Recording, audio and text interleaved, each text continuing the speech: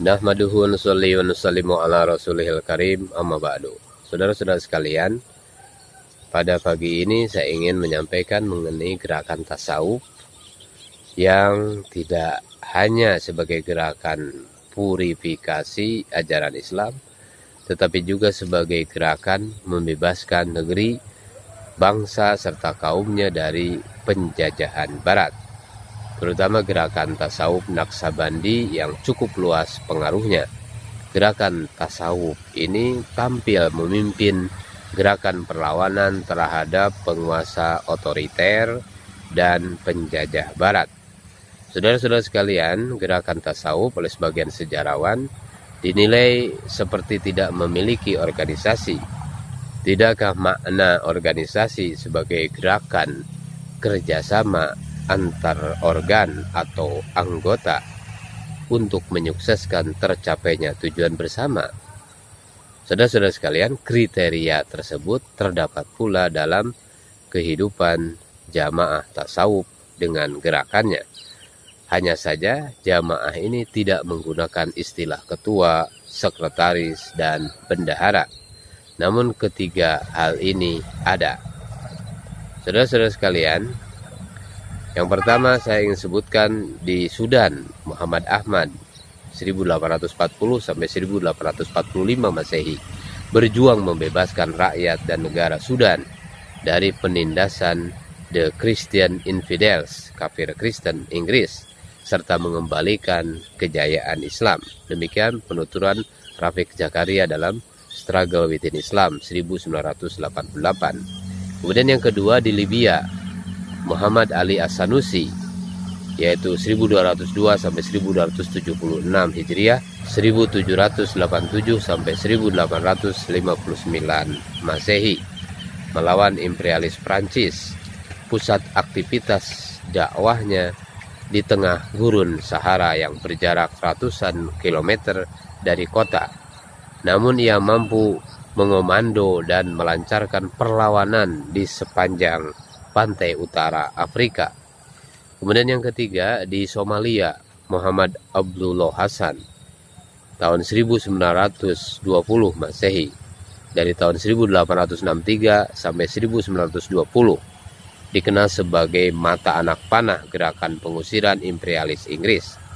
Kemudian yang keempat di Irak, gerakan Naqsabandi dipimpin Khalid Baghdadi, yaitu tahun 1776 sampai 1827 Masehi, yang ajarannya dikembangkan oleh Syekh Ahmad Sirhindi di India dalam melawan gerakan Islam liberal dari Sultan Akbar. Selanjutnya ajaran Naqsabandi dari Khalid Baghdadi tidak hanya menggoyahkan kekuasaan imperialis Inggris di India dan Timur Tengah. Di bawah pimpinan Imam Sami di Asia Tengah, penganut tasawuf Naqsabandi melancarkan perang gerilya melawan Tsar Nicholas dari Rusia. Saudara-saudara sekalian yang dimuliakan Allah Subhanahu wa taala, di Rusia juga terdapat gerakan Sufi Naqsabandi di bawah pimpinan Bahal Devaisi tahun 1804 sampai 1895. Bedanya Imam Syamil dengan Mahatma Gandhi adalah non-violence, tanpa kekerasan. Ajaran Sufi Naqsabandi yang oleh Bahal Devaisi bersifat non-violence diajarkan di tengah bangsa Tartar. Namun sekalipun demikian ajarannya, Bahal Devaisi dituduh gila. Bahal ditangkap dan dibuang ke Siberia. Saudara-saudara sekalian, kemudian di Cina, penganut tasawuf Naqsabandi di bawah pimpinan Yaqub Beg 1235 sampai 1294 Hijriah atau bertepatan dengan 1820 sampai 1877 mengadakan gerakan pemurnian ajaran Islam. Selanjutnya melancarkan perlawanan terhadap kekuasaan Manchu di Turkistan. Terjadi 5 kali peperangan, yaitu 1820 sampai 1828 dan diakhiri 1861. Perjuangan ini diteruskan oleh Ma Muaming. Masuknya ajaran tarekat Qadiriyah ke Indonesia secara terpisah diperkirakan masuk pada abad ke-16 Masehi. Menurut ringkas, Syekh Hamzah Pansuri adalah seorang penganut tarekat Qadiriyah dan mendakwahkan ajarannya ke Pulau Jawa. Sebaliknya, tarekat Naqsabandiyah menurut Trimingham masuk ke Indonesia melalui Makkah. Pada tahun 1840 Masehi, seorang Syekh Trimingham, tidak menyebutkan namanya, berasal dari Minangkabau, diangkat menjadi pemimpin tarekat Naqsabandiyah yang pertama di Indonesia. Selanjutnya terdapat informasi yang berbeda-beda mengenai perkembangan tarekat Naqsabandiyah di Indonesia. Menurut Hawas Abdullah, di Minangkabau terdapat dua tarekat Naqsabandiyah, yaitu Naqsabandiyah Al-Khalidiyah dipimpin oleh Syekh Ismail Ibnu Abdillah Al-Khalidi dan Naqsabandiyah Muzariyah dipimpin oleh Sayyid Muhammad Saleh Al-Jawawi.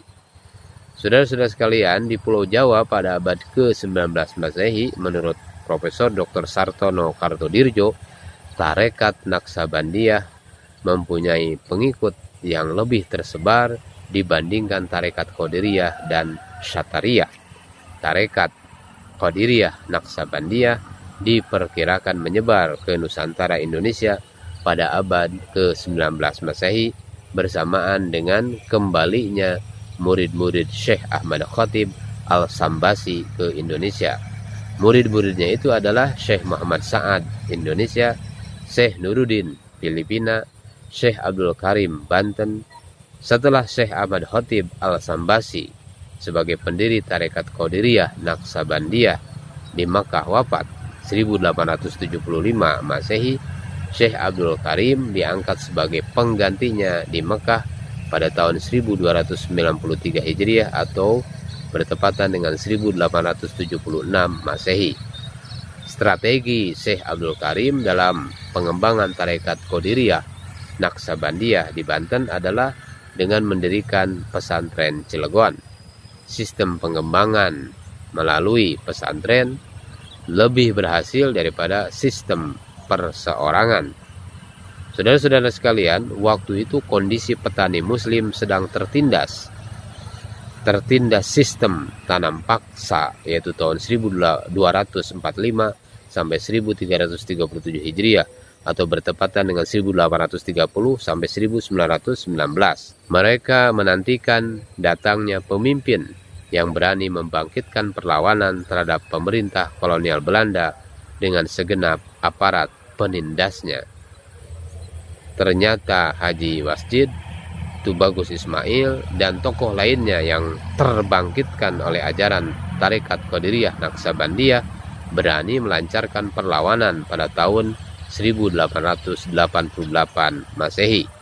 Walaupun secara fisik tidak berhasil menghentikan penjajahan, gerakan perlawanannya sangat menggoyahkan pemerintahan pusat penjajahan yang tidak jauh dari Cilegon, yakni Batavia.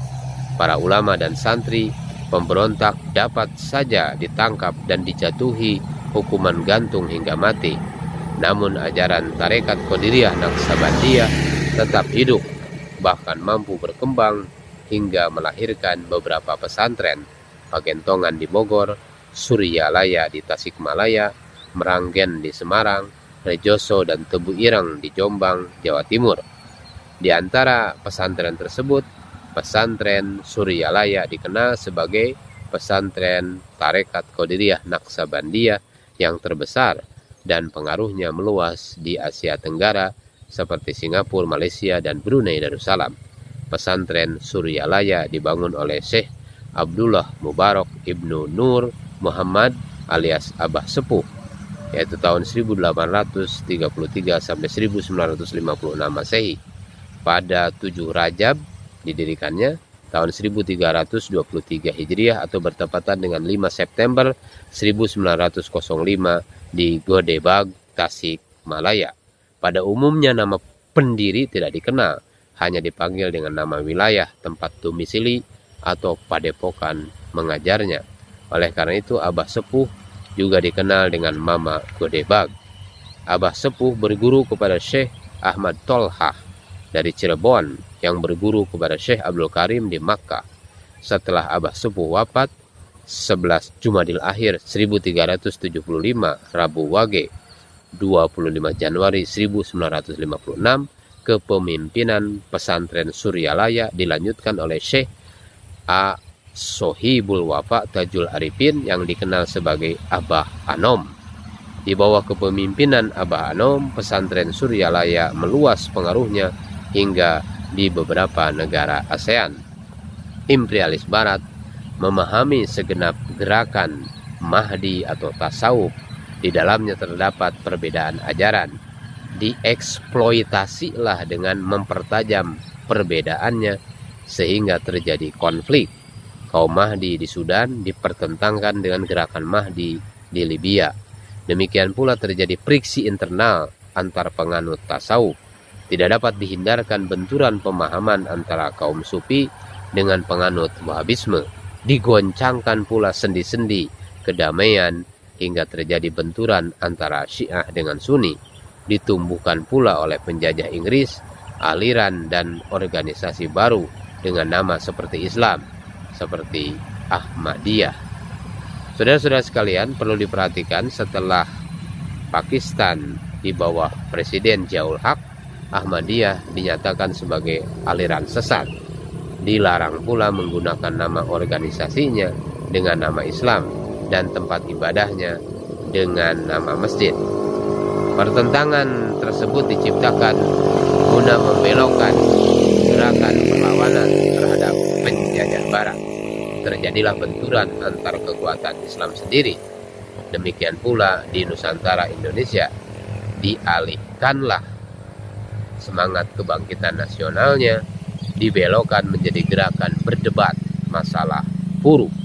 Dampaknya terjadilah pertentangan horizontal antar pengikutnya. Mereka sibuk mempertentangkan pendapat fikih. Mengapa kondisi tersebut diciptakan oleh pemerintah kolonial Belanda? Saudara-saudara sekalian, berbagai gerakan sosial, pendidikan, politik, ekonomi, dan tasawuf yang melancarkan perlawanan terhadap penjajahan Barat di Asia dan Timur Tengah menggetarkan semangat ulama Indonesia untuk membangkitkan kesadaran nasional melawan penjajahan pemerintah kolonial Belanda. Para ulama Indonesia menghentikan untuk sementara perlawanan bersenjatanya, yaitu tahun 1900 sampai 1927 Masehi. Dipilihlah sistem perlawanan dengan cara mengonsolidasikan terlebih dahulu segenap potensi umat Islam, yaitu dengan membangun organisasi niaga, sosial, pendidikan, dan politik. Mengapa cara ini yang dipilihnya? Baik, kita nanti akan lanjutkan dalam pembahasan berikutnya. Subhanallah bihamdi, subhanakallahumma bihamdika, asyhadu an la ilaha illa anta, astaghfiruka wa atubu ilaik.